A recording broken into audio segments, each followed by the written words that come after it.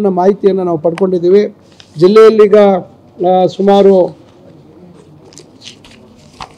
13 ಕೇಸುಗಳು ನಿನ್ನೆವರೆಗೂ ಆಗಿರ್ತಕ್ಕಂಥದ್ದು. ಈಗ ಹಿಂದೆ ಏನು ಕೇಸ್ ಆಗಿತ್ತು, ಹೋಮ್ ಕ್ವಾರಂಟೈನ್ ಮಾಡಿದ್ರು. ಈಗ ಅವರು 6 ದಿವಸ 7 ದಿವಸ ಆಗಿದೆ. ಅವ್ರಿಗೆ ಮತ್ತೆ ಈಗ ಇನ್ನೊಂದ್ಸತಿ ಟೆಸ್ಟ್ ಮಾಡಿ ಅಂತಕ್ಕಂಥದ್ದು ಸೂಚನೆ ಕೊಟ್ಟಿದ್ದೀವಿ.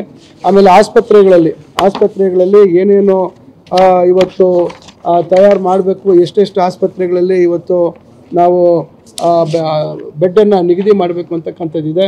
ಏನು ಹಿಂದೆ ಕೋವಿಡ್ ಆಸ್ಪತ್ರೆ ಅಂತ ಮಾಡಿದ್ರು, ಆ ಕೋವಿಡ್ ಆಸ್ಪತ್ರೆಯಲ್ಲಿ ಇವತ್ತು ಬೆಡ್ಗಳ ವ್ಯವಸ್ಥೆಯನ್ನು ಮಾಡ್ತಕ್ಕಂಥದ್ದಕ್ಕೆ ಸೂಚನೆ ಕೊಟ್ಟಿದ್ದೀವಿ.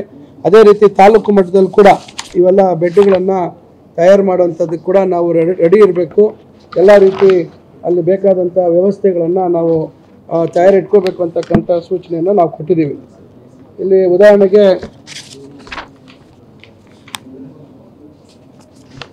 ಒಟ್ಟು ಹಾಸಿಗೆಗಳ ಸಂಖ್ಯೆ ಎಲ್ಲ ಮಾಹಿತಿ ನಾವು ಪಡೆದಿದ್ದೀವಿ ಎಲ್ಲ ಜಿಲ್ಲೆಯಲ್ಲಿ.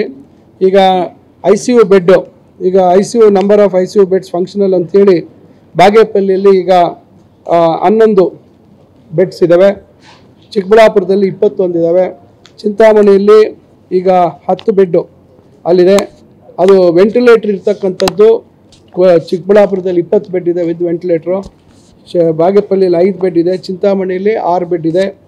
ಆಮೇಲೆ ಗೌರಿಬಿದನೂರಲ್ಲಿ ಸ್ವಲ್ಪ ಕಮ್ಮಿ ಇದೆ, ಆಸ್ಪತ್ರೆ ನಿರ್ಮಾಣ ಆಗ್ತಾ ಇರೋದ್ರಿಂದ ಅಲ್ಲಿ ಕಮ್ಮಿ ಇದೆ. 15 ಬೆಡ್ ICU ಇದೆ, 4 ಬೆಡ್ ವೆಂಟಿಲೇಟರ್ ಇರುವಂಥದ್ದು ಇದೆ, ಅದರಲ್ಲಿ 2 ವರ್ಕಿಂಗ್ ಇದೆ. ಗುಡಿಬಂಡೆಯಲ್ಲಿ 10 ಬೆಡ್ ಇದೆ, ಅದರಲ್ಲಿ 6 ವಿತ್ ವೆಂಟಿಲೇಟರ್ ಇದೆ. ಆಮೇಲೆ ಶಿಡ್ಲಘಟ್ಟದಲ್ಲಿ ಅಲ್ಲೂ ಸ್ವಲ್ಪ ಸಮಸ್ಯೆ ಇದೆ, 4 ವೆಂಟಿಲೇಟರ್ ICU ಇದೆ, ಅದರಲ್ಲಿ 4 ವೆಂಟಿಲೇಟರ್ ಕೂಡ ಕೆಲಸ ಮಾಡ್ತಾ ಇದೆ. ಈ ರೀತಿ ಎಲ್ಲ ಮಾಹಿತಿಯನ್ನು ಪಡ್ಕೊಂಡಿದ್ದೀವಿ. ಕೋವಿಡ್ಗೆ ಏನೇನು ತಯಾರಿ ಆಗಬೇಕು ಅಂತಕ್ಕಂಥದ್ದು ಮತ್ತು ಏನು RT-PCR ಟೆಸ್ಟ್ ಮಾಡ್ತಕ್ಕಂಥದ್ದು ಇವೆಲ್ಲವನ್ನು ಕ್ರಮ ವಹಿಸಬೇಕು ಅಂತಕ್ಕಂಥದ್ದಿದೆ. ಮತ್ತು ವಿಶೇಷವಾಗಿ ಹೊಸ ವರ್ಷದ ಆಚರಣೆ ಸಂದರ್ಭದಲ್ಲಿ ಹೆಚ್ಚು